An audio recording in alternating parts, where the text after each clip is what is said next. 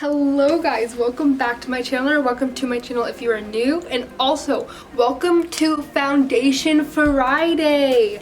I had mentioned in my last video last Friday when I did my first Foundation Friday that I was going to be making this a weekly thing. If you guys haven't seen last Friday's video where I did my very first Foundation Fridays video, I reviewed the Makeup Revolution Conceal and Define Foundation and Concealer.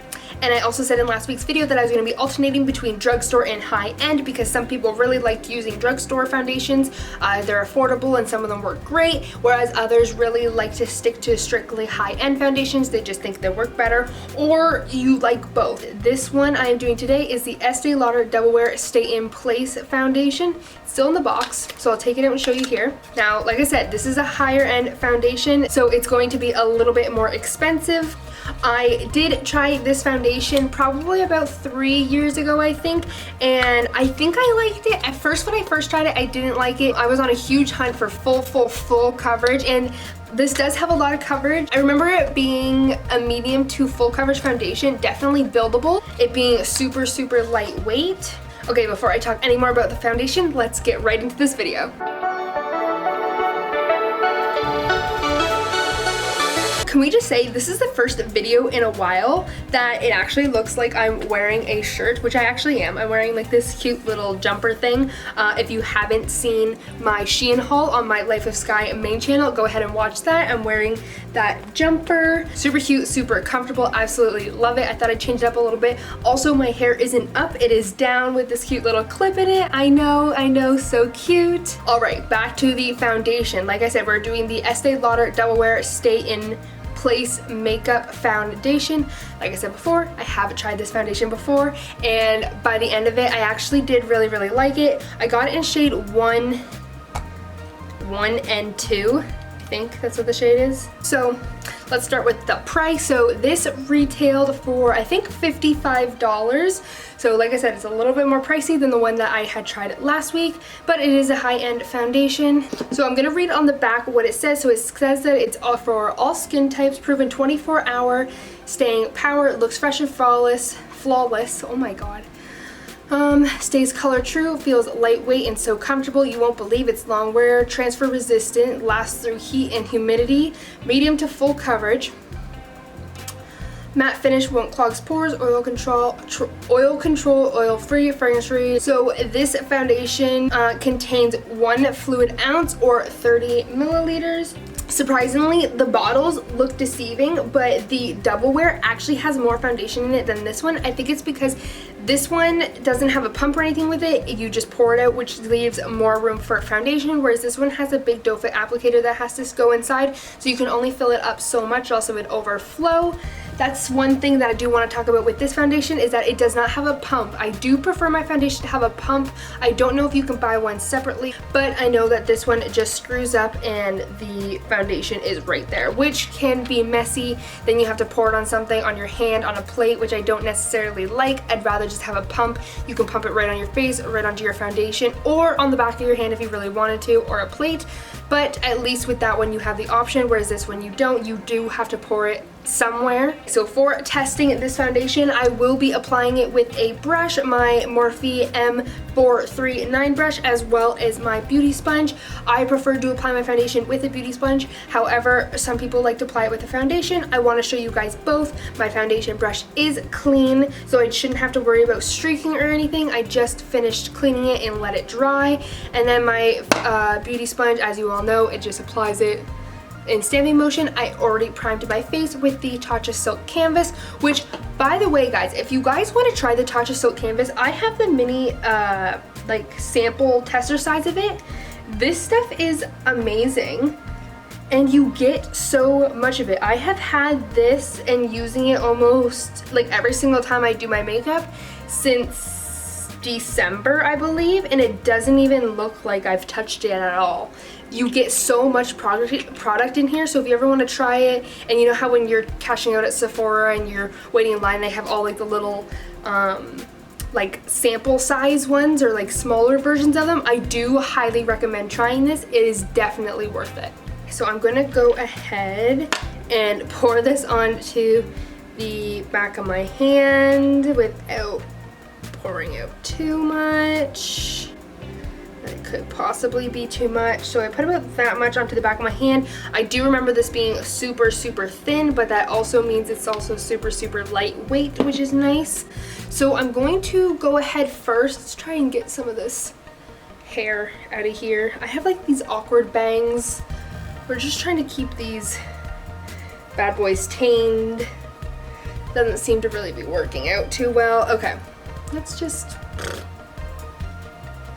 So we're just gonna do that for now. And I'm going to go ahead with the brush first and taking some of this on here from the back of my hand and just rubbing it in circular motions.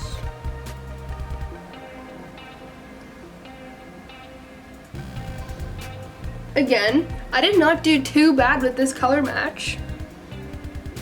It's nice and neutral. It's not too cool, not too warm.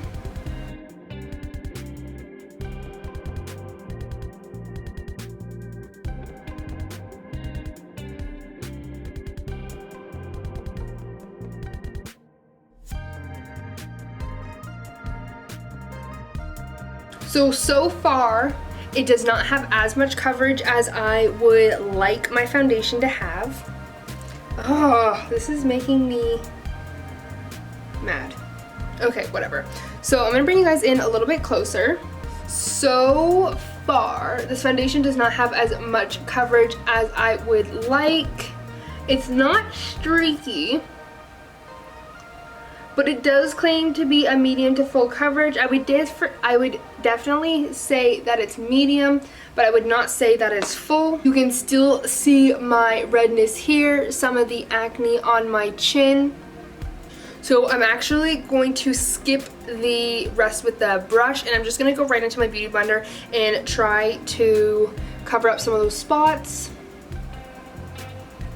Okay, I had to move my hair so I could do this side of my face, but I'm gonna go ahead and do the rest of my face with the beauty blender.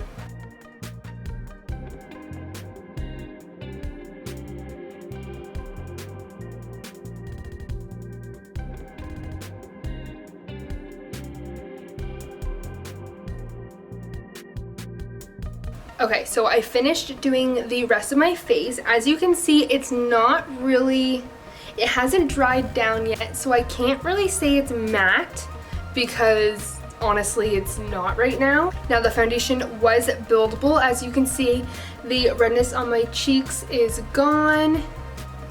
You can no longer see it.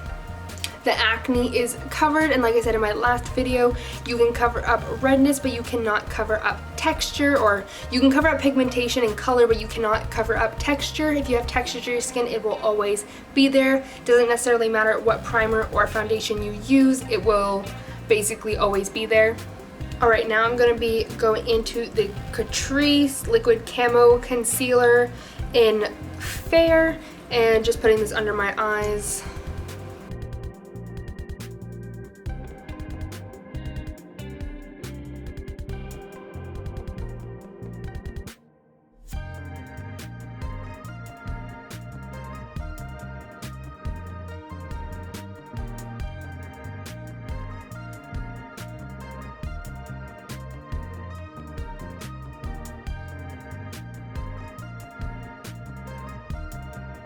Now I'm going to go ahead and set it with my Fit Me loose powder.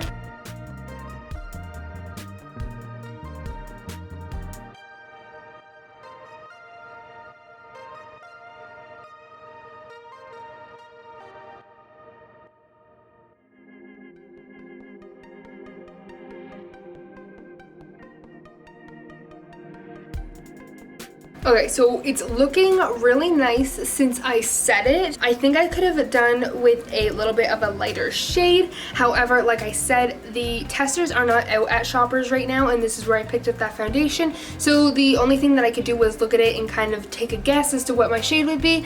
But you can always bronze it up with some bronzer and some contour after, which can completely change everything. So I'm not mad about the color. It's not that bad. We can definitely work with it. I would probably rather it be, well, I guess if you get a foundation too dark, you can lighten it up with concealer. If you get a foundation too light, you can darken it up with contour and bronzer. So either way, it's not that bad.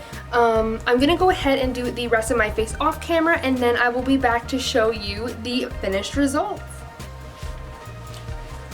Okay, it's a little bit later in the day. I did not show you guys what I ended up doing with my makeup. I just kept it super, super simple.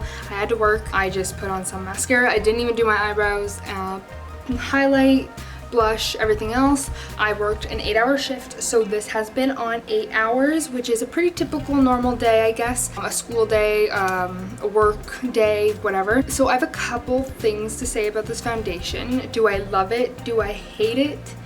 Neither. I don't love it and I don't necessarily hate it either. Let's bring you guys in nice and close so you can see what my face is looking like. Alright, so we are nice and close. As you can see, my chin is completely broken apart. You can see all of my acne here. I have a pimple here and it has shown through. I can see it there. My redness is still covered. My forehead doesn't feel too oily. My nose, this is from my glasses. So I mean, if it's constantly rubbing, I can't really judge it on that because it's not necessarily the foundation's fault. Now I do have an oily T-zone. We all know that. Around my face is dry and the inside of my face is very oily. It seems to be controlling it somewhat well. My chin does not look too bad. My nose, you can tell that there is oil, but it's not like bam oil.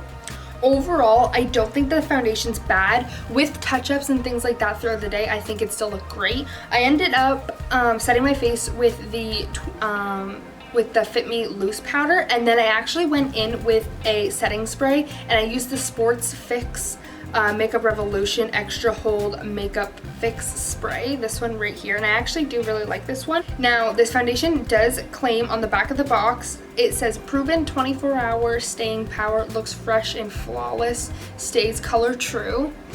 I would say it does stay color true. Would I say that this would last on my face looking flawless for 24 hours? Absolutely not. Maybe with touch-ups throughout the day. Work today was really, really busy and I was running around a lot. I was kind of sweating. So the fact that it lasted through that and it still looks okay, I mean, I guess it's pretty impressive. Is this my #1 favorite foundation? No. Do I hate it? No. Do I love it? No.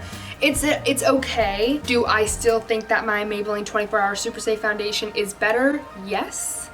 Alright, so that is it for today's video, guys. I think I might be doing foundation Fridays every other Friday instead of every Friday. Every Friday is a lot, and it's a lot when things aren't open right now. It's hard to find foundations that I can use, things like that, instead of ordering them online.